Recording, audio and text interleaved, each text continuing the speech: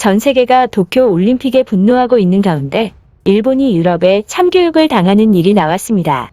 관계자의 말에 의하면 이번 일로 가스노부 관방장관, 모테기 외무상 등의 일본 고위급 인사들이 크게 당황한 상태라는 것이 전해졌는데요. 무슨 내용인지 자세히 알아보겠습니다. 사건의 발단은 일본 정부가 눈엣 가시로 여기고 있는 베를린 소녀상이었습니다.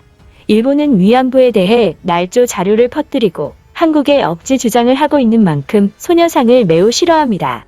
특히 미국이나 독일 등의 영향력 있는 국가에 소녀상이 설치되는 것을 제일 경계하고 있죠.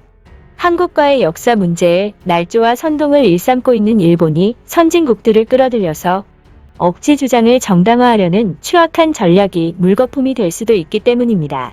따라서 독일 베를린시에 일본군 위안부 피해자를 기리는 소녀상이 설치됐을 때 일본은 말 그대로 발악을 했습니다. 일본 정부의 고위 관계자들은 일제히 기자회견을 열어 우리들의 입장에 반하는 것이라며 난리를 쳤죠.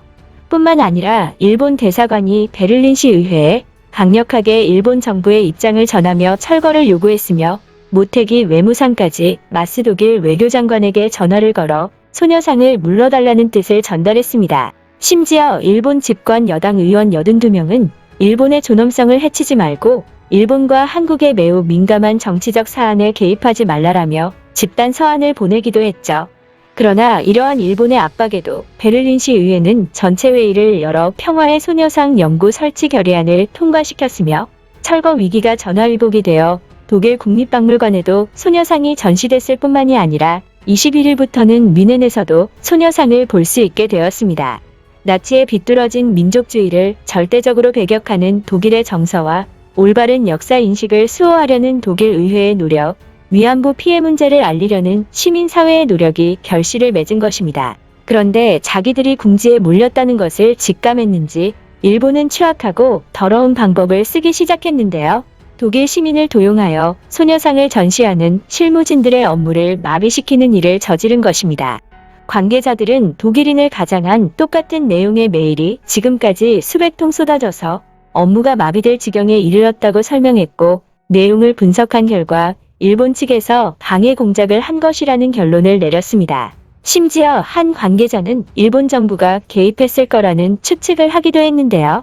이메일의 내용에는 그동안 일본 정부가 보내왔던 극비의 항해 서한과 내용이 상당 부분 일치한다는 것이 확인되었기 때문입니다.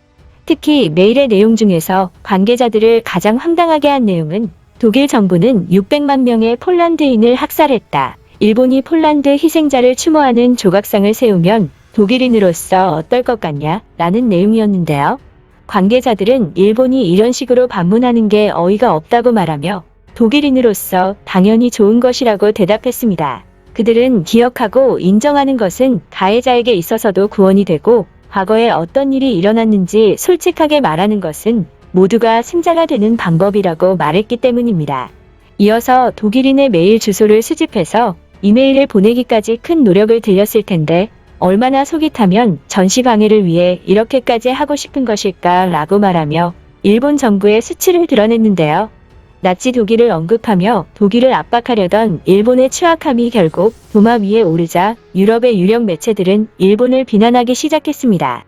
독일의 베를리너 차이퉁에 의하면 바이에른주 의회 관계자는 일본의 방해 공작에 매우 유감스럽다는 의사를 표명하였고, 일본이 올바른 역사관을 갖지 않으면 독일뿐만이 아닌 화합과 통합을 이루어낸 유럽과 이해관계를 만들 수 없다고 지적했습니다. 또한 이탈리아와 스페인 매체들도 정부 차원에서 소녀상 전시방해 공작을 펼치고 있는 일본에 대해 이런 식의 접근은 있어서는 안 된다고 일갈하며 과거사에 대한 강한 부정은 일본이 스스로 몰락할 수 있는 길임을 강조했습니다. 일본인들은 이를 보고 이러다가 일본이 정말 큰일 나는 것 아니냐고 말하며 두려워하는 심리를 드러냈는데요. 해당 사안에 대한 일본 반응 자세히 알아보겠습니다. 이제 한국과의 역사 문제는 한국과 1대1 싸움이 아니게 됐다. 전 세계와 일본의 싸움이 됐다. 독일은 꾸준히 일본의 과거사 반성 요구를 해왔었는데 한국의 영향력이 커지면서 독일을 따라하는 국가가 늘어났다. 그들이 독일을 따라 일본의 반성을 요구하는 이유는 뻔하다. 그들에게 일본보다 한국이 주는 국가적 이익이 더 크기 때문이다. 독일은 일본과 단교를 했을 시 얼마나 큰 손해를 입을지 계산하지 않고 있는 것인가? 무슨 자신감으로 이란 간의 역사 분쟁에 한국 편을 들고 있는 거지? 도쿄 올림픽으로 일본이 힘없고 돈 없는 나라라는 인식이 생기고 있는데 이참에 독일에 강하게 나가서 일본이 어떤 나라인지 보여줘야 한다.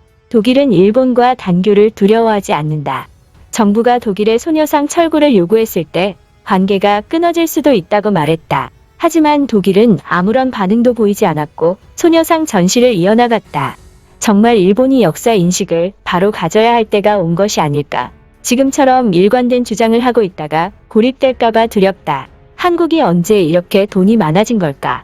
얼마나 많은 로비 자금을 뿌려댔기에 유럽 국가들이 다 한국 편을 들고 있냐는 말이다. 얼마 전에는 미국에서조차 소녀상이 전시되었다. 지금이라도 한국 정부가 로비 자금을 전 세계에 뿌리고 있는 정황을 파헤쳐야 한다. 그러면 결국 한국의 이미지만 나빠질 것이다. 한국에 살고 있는 사람으로서 충고를 하자면 당장 정부에 한국에 사과하고 대화를 모색하라는 시위를 펼쳐야 한다는 것이다. 지금 한국의 힘이 점점 강해지고 있고 세계에 큰 영향력을 끼치고 있는 것을 일본인들만 모르고 있다.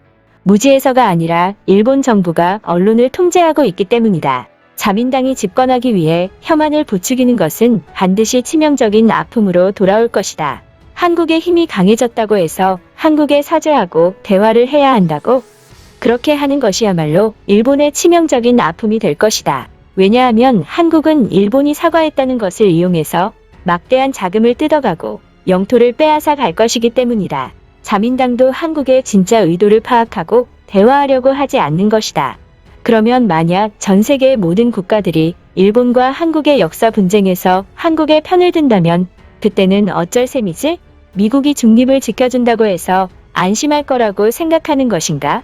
주변국을 침략했던 일본이 역사 반성을 하지 않는다는 것은 제국주의에서 완전히 벗어나지 않았다는 것을 의미한다. 이것은 지금의 선진국들이 공유하고 있는 가치를 깨버리는 것이고 결국 일본이 고립될 수 있다는 것이다. 영향력 있는 선진국 중에서 과거사에 대해 반성하지 않고 있는 국가는 일본밖에 없다. 과거에야 한국은 힘없는 국가였기 때문에 신경 쓰지 않아도 될 문제였지만 이제는 한국도 영향력을 행사하는 선진국이 됐다. 이것은 무엇을 말해주고 있을까? 양국 간의 역사 분쟁에 다른 국가들이 개입할 수 있다는 것이다. 그리고 실제로 그렇게 되고 있다. 진심으로 한국과 역사 문제를 원만하게 해결해야 한다는 생각이 든다. 우리가 한국이 말하는 것만큼 과거에 큰 잘못했는지는 모르겠지만 일단은 다른 국가들의 눈치를 봐서라도 한국과 급한 문제를 해결하자. 어느 순간부터 일본이 역사와 화해하지 못했다는 이미지가 생기기 시작했다. 이 이미지가 굳어진다면 미국도 일본에 지금처럼 대할 수는 없을 것이다.